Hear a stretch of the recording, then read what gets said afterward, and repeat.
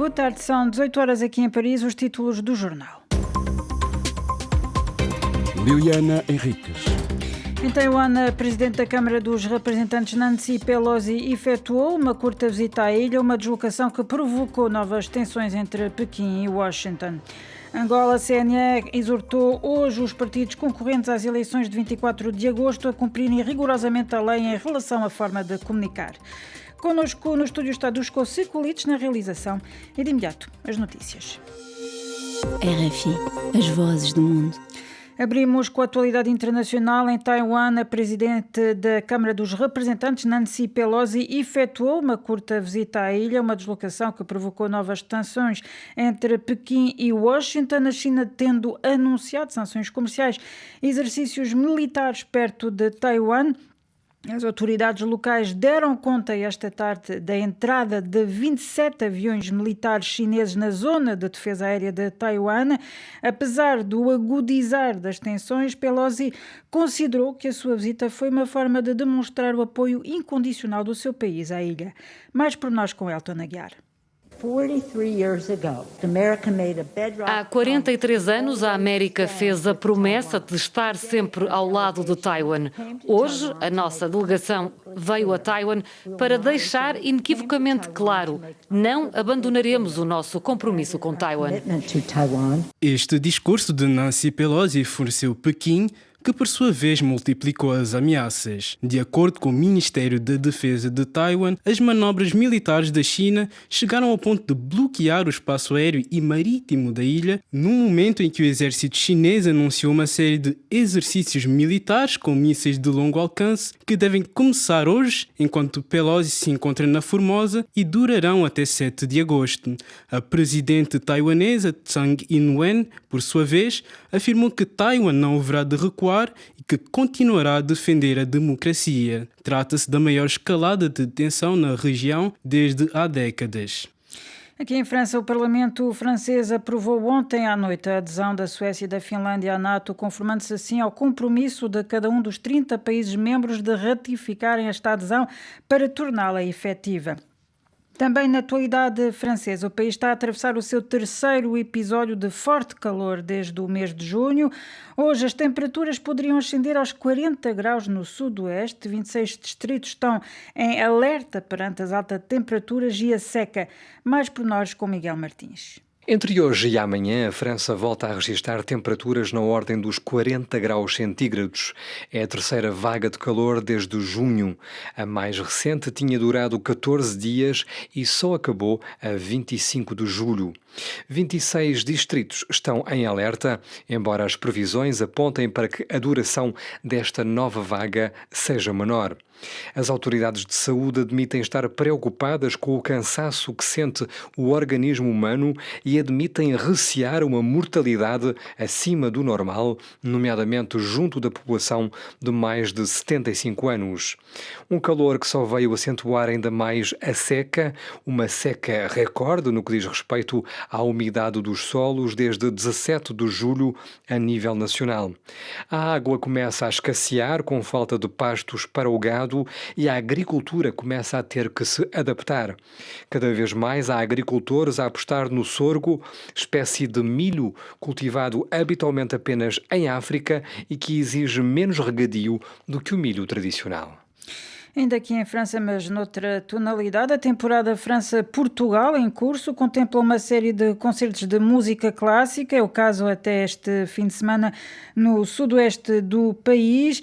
Neste âmbito, o maestro Jean-Christophe Gauthier compôs a música para o célebre poema Mar Português de Fernando Pessoa, interpretado pela orquestra portuense António Fragoso e pelo coro Madrigal de Limoges. Ele contou à RFI as razões desta obra original que desde o passado fim de semana está a ser interpretada em 3 distritos da Nova Aquitânia antes de chegar à cidade do Porto no mês de outubro. A cereja no topo do bolo, para mim, foi propor 2 obras originais para este projeto. Uma de um jovem compositor de apenas 20 anos, que compôs a partir do autor francês Baudelaire e que eu tive a pretensão, por assim dizer, de compor a música para o famoso poema Mar Português, de Pessoa. Enquanto mais tomava consciência da importância do texto, mais isso me motivava.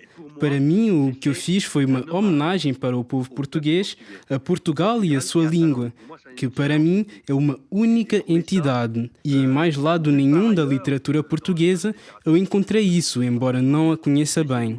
Ainda por cima, um texto extraído de uma recolha de poemas na qual Pessoa trabalhou praticamente a vida inteira. E parece-me que, aliás, foi o único a ser publicado ainda em vida, que é um verdadeiro livro da história portuguesa e da sua cultura. É extraordinário. Era o maestro Jean-Christophe Gauthier, com tradução de Elton Aguiar e entrevistado por Miguel Martins. Na Áustria, reunidos em Viena, os países da OPEP decidiram abrandar o ritmo do aumento da produção, resistindo deste modo aos apelos do presidente americano a aumentar a produção de petróleo para fazer baixar os preços. A OPEP decidiu aumentar de 100 mil barris por dia a sua produção, sendo que em meses anteriores o bloco de 23 países produtores de petróleo chegou a aumentar a produção diária de mais de 400 ou até 700 mil barris por dia.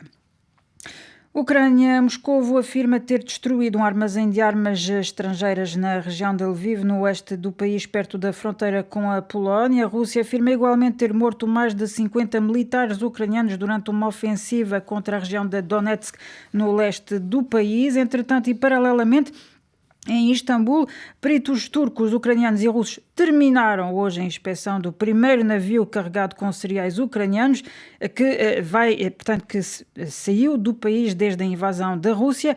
De acordo com a Turquia, o cargueiro deveria agora dirigir-se rumo ao Líbano. Praia 99.3 FM.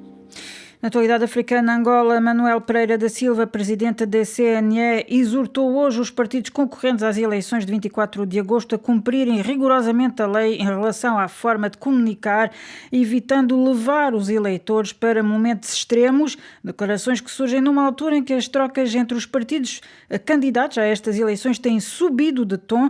Entretanto, e por outro lado, a RFI continua a sondar as 8 forças concorrentes às eleições gerais angolanas.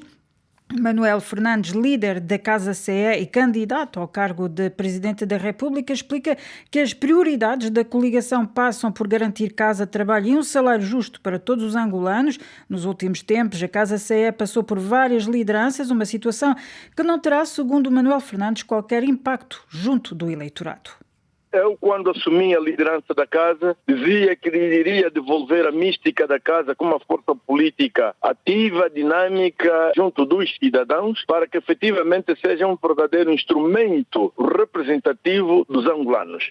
E neste momento estamos a receber os resultados positivos. Mas o facto do fundador da coligação, Abel Chivuco, estar numa outra aliança política, não poderá enfraquecer a casa que em 2017 obteve 9,5% dos votos? Eu penso que esse discurso, essa pergunta, nesse preciso momento não interessa, na medida em que o Dr. Abel Chivuco é vice-presidente da lista da UNIT, eu sou presidente e candidato a presidente da República, e aquilo que nesse momento interessa aos angolanos não é a figura de quem está ali, mas são as ideias. Era Manuel Fernandes, líder da Casa CE, entrevistado por Neidi Ribeiro, que voltaremos a ouvir dentro de instantes no espaço convidado.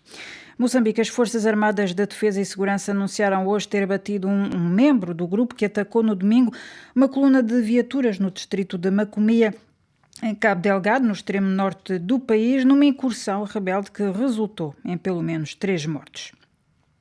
Ainda em Moçambique, o governo anunciou que o recenseamento de raiz para as eleições autárquicas de 2023 vai decorrer entre 20 de fevereiro e 5 de abril, sendo que as eleições estão marcadas para outubro do ano que vem. São Tomé e Príncipe, por ocasião de uma deslocação hoje ao Instituto Nacional de Segurança Social, o chefe do governo anunciou o aumento já a partir deste mês da pensão mínima de 600 para 800 dobras, ou seja, passa de um pouco mais de 24 para cerca de 32 euros. Durante esta visita, Jorge Bom Jesus vincou ainda a importância de todos efetuarem os devidos descontos à Segurança Social. Este é o fim do segundo noticiário do dia. A informação vai continuar já daqui a pouco na segunda parte desta emissão.